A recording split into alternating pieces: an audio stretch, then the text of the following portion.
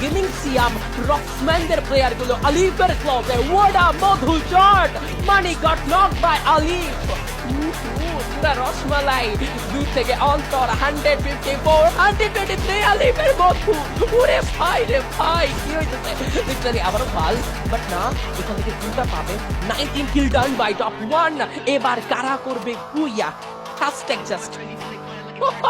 ভাই কমেন্ট বক্সে মধু টপ 1 শুরু হয়ে গেছে শাবাশ এই তো এটাই তো চাইছিলাম মধু টপ 1 হোক and 90 kill done by top 1 এই যে সেই কথা বলতেছিলাম গডফাদার এবার no godfather the mobile sniper